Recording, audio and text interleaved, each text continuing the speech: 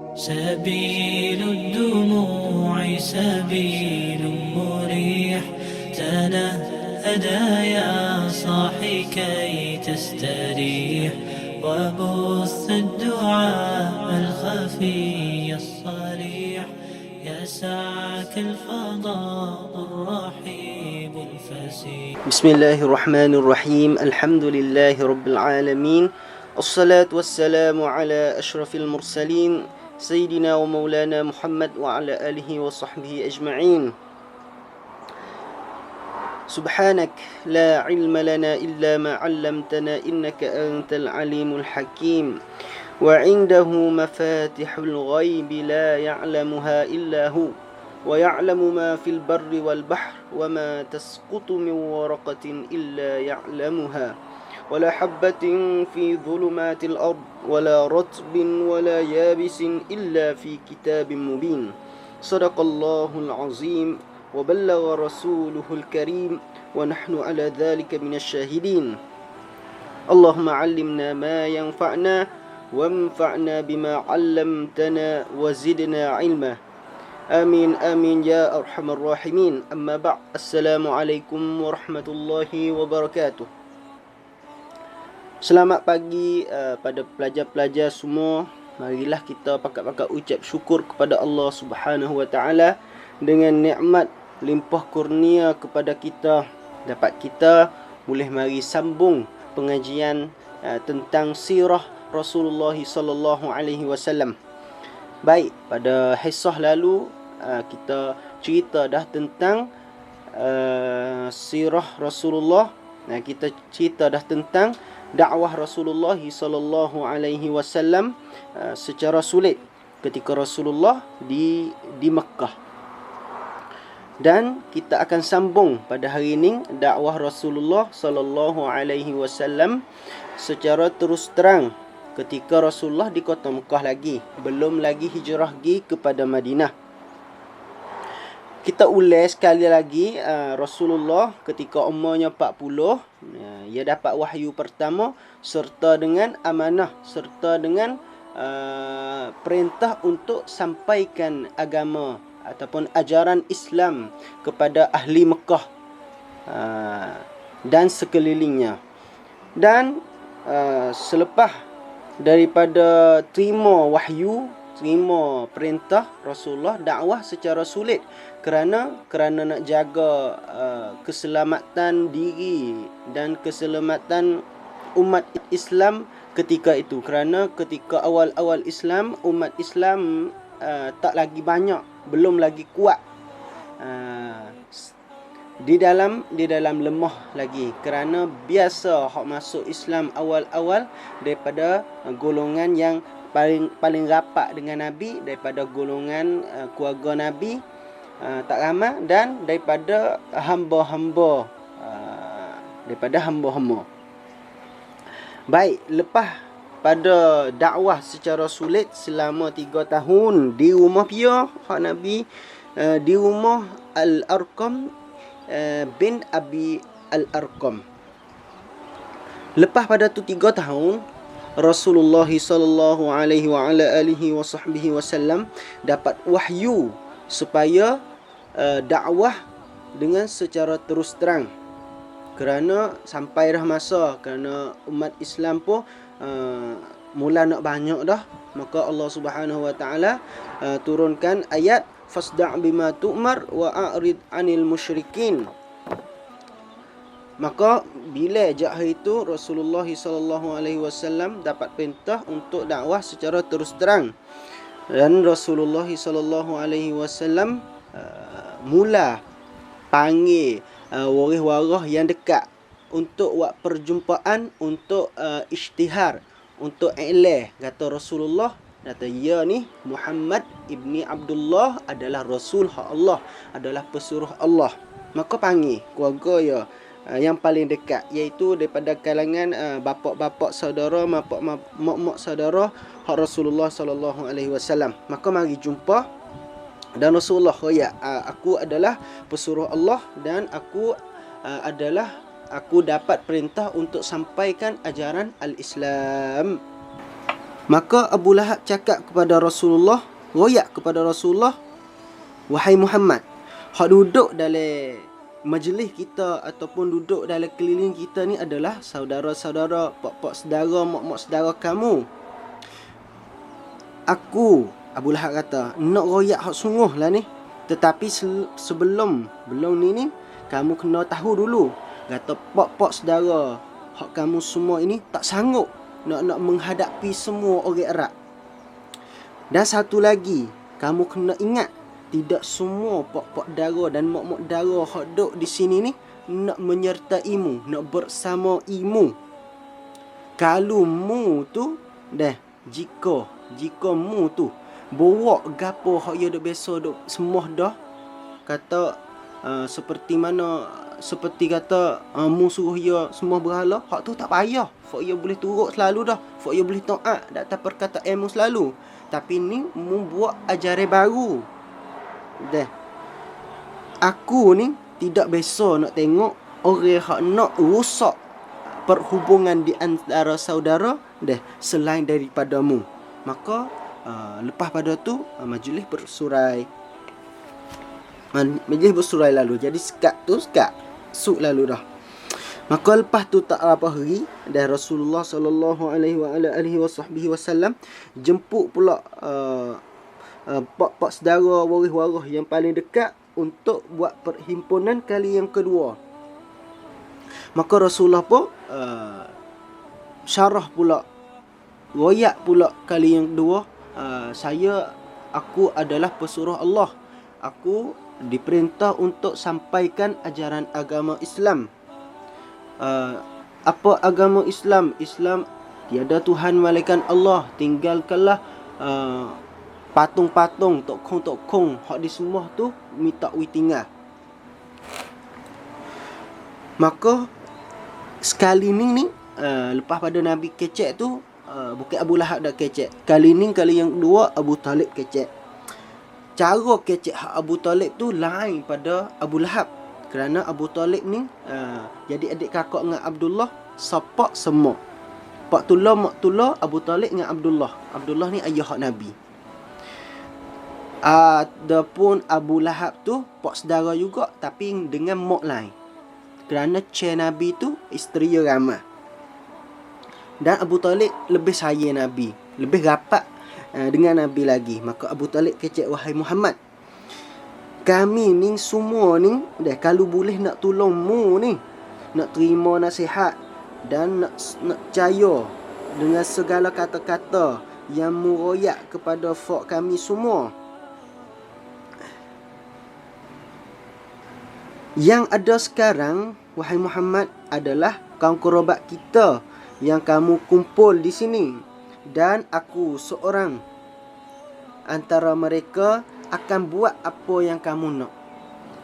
Abu Talib kata, aku dah adalah waris-warismu juga, wahai Muhammad, pak saudaramu. Aku nak buat gapo hak mu nak. Dan kami semua ni dah setuju dengan gapo hak mu nak. Dan aku akan melindung, akan jaga keselamatanmu, wahai Muhammad. Tetapi aku tak akan meninggal agama Abdul Muttalib. Ninglah tempat saya. Tak setinggal agama hak semua tokong, hak semua patung agama Abdul Muttalib tu. Kerana kalau jika Abu Talib, pak dara hak nama Abu Talib seorang ni masuk Islam, nescaya ia tu tungte, ia tu cuah pertolongan kepada agama Islam lebih banyak pada nganing lagi. Ni setara ia tak masuk Islam, ia jamin nak jaga Rasulullah. Ia Rasulullah tu buat gapo hak ia kena suruh. Buat sebarlah agama Islam, tak ada masalah apa. Selagi mana ia duduk di Mekah, ia nak jaga Rasulullah. Buatlah Muhammad ia nak buat gapo. Ning Abu Talib. Bodok star tu Abu Lahab bangun mari. Royak kata, Abu Talib, sungguh dah ni aku tak menapak dengan mudah halak Muhammad buat macam ni. Sesungguhnya mu kena lari, jangan Muhammad ni sebab agama Islam, kerana agama Islam dah nak buat wi agama fok yo ni pecah. Nak buat wi keluarga ni ni pecah. Mu tak boleh duk suruh lah ya buat baik tu hak suruh. Abu Talib pun tak ada kata gapo. Tak ada kata apa. Lepas tu jamin kata Nabi Muhammad akan selamat selagi mana Abu Talib ni duduk di negeri Mekah. Maka majlis bersurai lepas tu. Dan Rasulullah pun lepas tu pun sebar agama kerana dapat izin daripada ketua Mekah iaitu Abu Talib Pak Daraya, ketua kaum Quraisy. Maka Rasulullah pun dulu dakwah Rasulullah secara sulit dah. Pio lalu pun tak ada royak malaikat dia memang cari Rasulullah. Malaikat pergi cari orang hak tentu. Tapi lah ni dah Nabi jumpa pio ke tepi jalan, jumpa pio di mana-mana, ajak mai rumah, minta mai rumah untuk nak kecek hak agama Islam. Maka agama Islam pun sebar kah tu. Sebar kuat. Ayat Quran pun turun mari hak tauhid, hak Allah. Nak perakat kata Allah ni satu. Maka bob ayat Quran turun mari tu wa'wi tokong, patung-patung hak dia duk biasa semua tu nampak tak molek. Kerana Rasulullah dakwah tu dakwah cara fikir kak. Fok mu acu fikir. Fok mu buat ibu, fok mu buat, fok mu semua. Pas dia nak boleh wi mudarat ke? Pas dia nak boleh wi manfaat ke? Dia nak wi mu kaya ke? Hak benda hak mu buat sendiri tu. Ke dia nak boleh buat wi musak ke? Dengan hak mu buat sendiri, pas mu semua dia sendiri tu. Bahkan diri dia tu tak boleh nak tolong kali diri dia tu.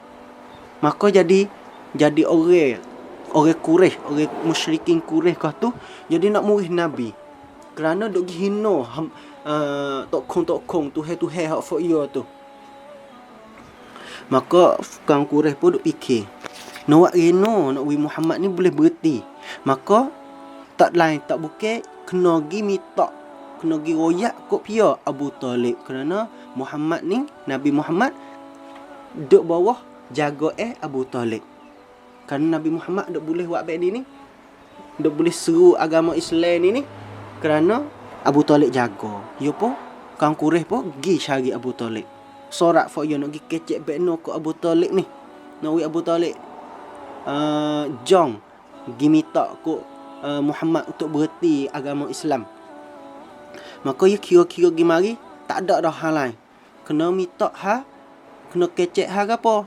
Gembira tok nenek dia, iaitu tok kong, iaitu patung hak dia duk biasa semua. Ya ke gi royak. Gi jumpa Abu Talib di rumah dia, royak wahai Abu Talib.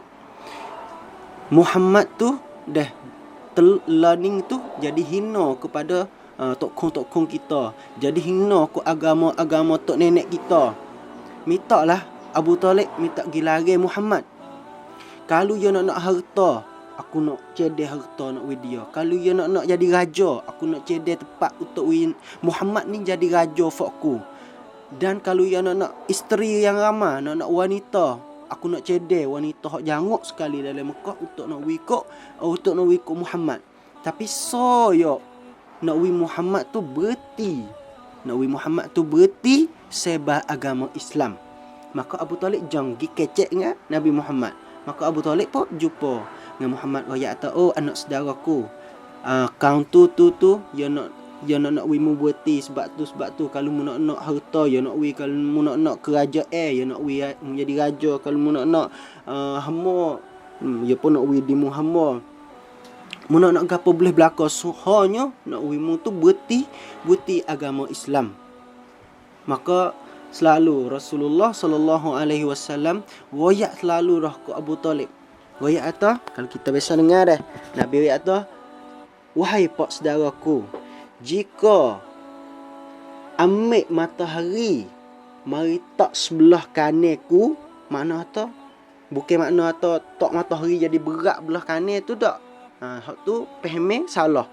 Hak faham hak sungguhnya iaitu hak dekat kali dengan faham hak baik lah, iaitu fok kaum Quraisy ni gi ambil matahari untuk mai hadiah kepada Rasulullah. Mai tak belah kanan, hadiah belah kanan, dan ambil boleh.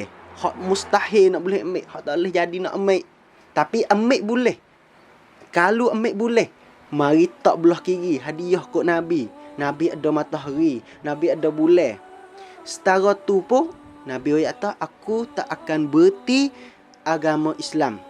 Aku tak akan berhenti sebab agama Islam sehingga Allah Subhanahu wa taala memperkenalkan, jayakan agama Islam.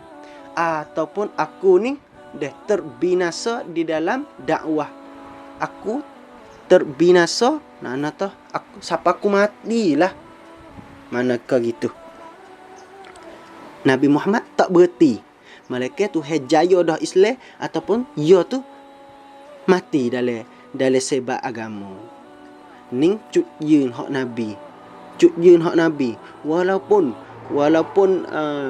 terima wahyu, walaupun jadi rasul 2 3 4 tahun pun cut yeun ya Tuhan capak dalam hati kata cut yeun Nabi ni mankong, tak gonye walaupun demo nak uwi gapo pun. Ning Nabi Muhammad sallallahu alaihi wasallam.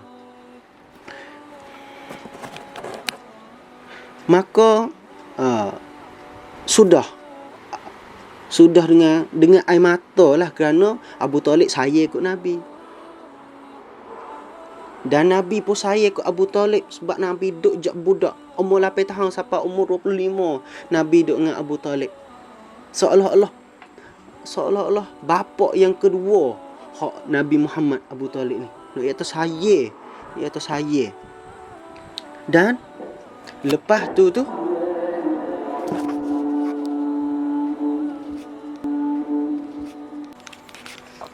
baik, maka lepas daripada kaum musyrikin Mekah dapat jawapan daripada Rasulullah yang disampaikan oleh pak dara Nabi iaitu Abu Talib, maka tak puas hati kaum musyrikin Mekah. Dan lepas tu dia fikir-fikir untuk nak menyakiti Rasulullah, tetapi tak berjaya untuk nak menyakiti Rasulullah. Kerana apa? Kerana ada Abu Talib yang duk jaga Rasulullah. Hanya ada hak fak warning 2-3 orang, iaitu pak saudara Nabi juga, iaitu Abu Lahab dengan Abu Jahal.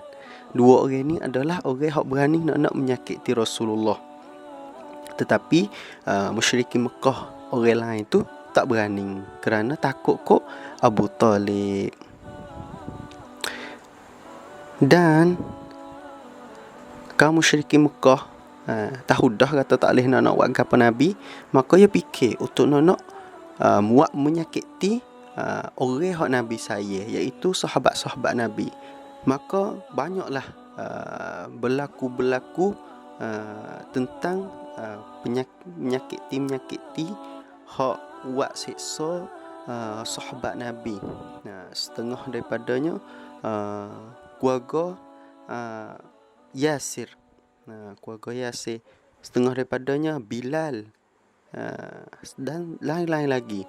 Ramai sahabat yang kena menyakiti, yang kena zalim. Kerana Rasulullah tak boleh nak tolong gapo lagi. Kerana Islam masih lemah lagi. Maka lepas pada tu masuk Islam pak dara Nabi seorang, iaitu Hamzah. Kerana gapo Hamzah masuk Islam? Hak ceratnya kerana dapat hidayat daripada Allah Subhanahu wa taala. Yang kedua, kerana Sayyidina Hamzah sia belah kepada Rasulullah dan sia belah kepada sahabat-sahabat Rasulullah. Kerana Hamzah adalah orang yang adil, orang kaya, orang adil, orang yang tengok dengan hikmah, tengok dengan sepatut tengok ya pun orang juga, walaupun ya agama lain pun tak boleh nak pergi ngenak, tak boleh nak pergi bunuh, tak boleh nak pergi buat siksa. Sayyidina Hamzah masuk Islam bersama Rasulullah sallallahu alaihi wasallam. Maka lepas pada tu Sayyidina Hamzah pergi pelepah Bilal. Maka lepas tu ada lagi penyakit ada lagi mudarat hak tipu datang umat, tipu datang sahabat Nabi. Sehingga gapo lepas ni berlaku, iaitu peristiwa hijrah kepada Habasyah. InsyaAllah kalau ada masa lagi, Ustaz akan sambung cerita-cerita sirah-sirah Rasulullah lepas pada ni. Hari ni dah sekadar ni saja. Dan kita jangan lupa buat latihan hatta supaya mudah Ustaz nak bubuh markah. Nak tengok kata kita faham tak. Akhir kalam, wabillahi taufiq wal hidayah. Assalamualaikum warahmatullahi wabarakatuh.